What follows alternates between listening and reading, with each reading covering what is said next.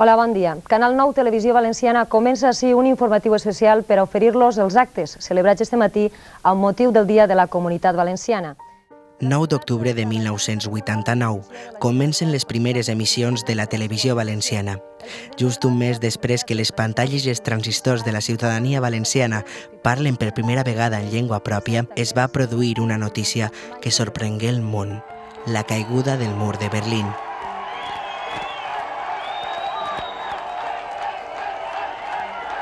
Pedres, piquetes o martells, qualsevol cosa és vàlida per poder enderrocar un mur que ha estat construït fa 28 anys i que tot fa pensar que este mur de Berlín té les... Germà Arroyo és periodista.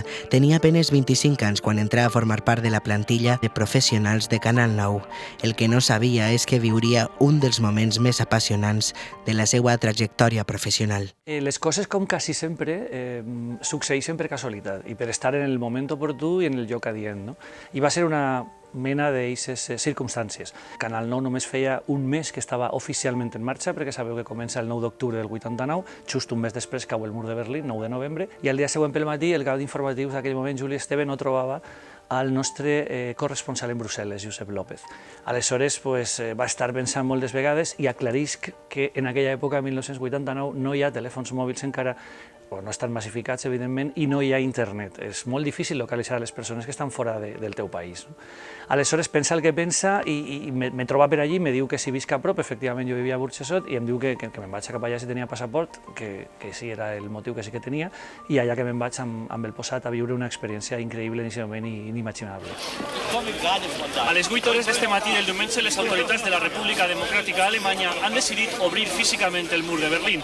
Una part del mur, el que connecta a la Potsdam Platz, en el sector anglès, ha estat tirat per les excavadores.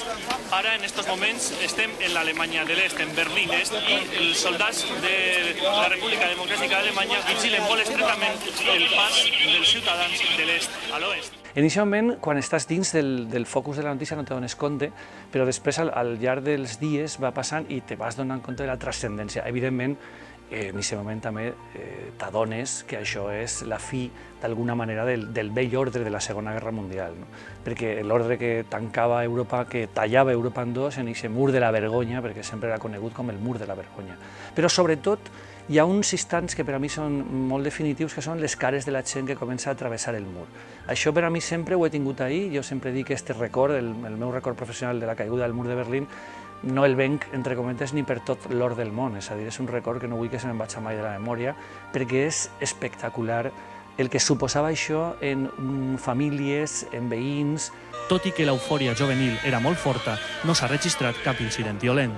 L'espumós alemany va córrer per Berlín a nit a xorros i va convertir la ciutat en un caos de trànsit.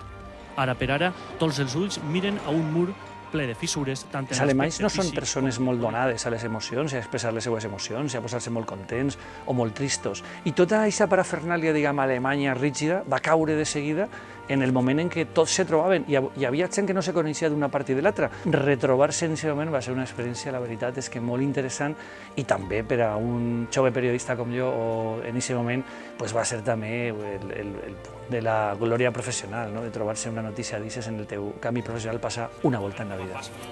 Ara per ara tots els ulls miren a esta porta per saber si el mur de la vergonya, molt trencat ja, caurà a Brandenburg.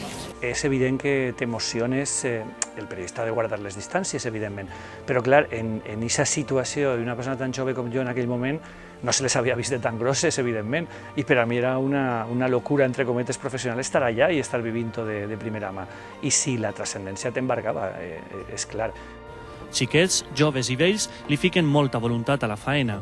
Alguns berlinesos no han pogut evitar les llàgrimes de l'emoció. Ningú, analista, observador internacional, periodista, professor universitari, va predir la caiguda del mur de Berlín. I va ser un poc fruit de la casualitat, però clar que era una notícia absolutament de transcendència històrica. Però d'alguna manera la caiguda del mur de Berlín tanca el segle XX. Canal 9, Germà Arroyo, enviat especial, Berlín Est. Notes de llibertat. Música i drets humans en la sintonia de Vox UG Ràdio, amb Sergi Moyano.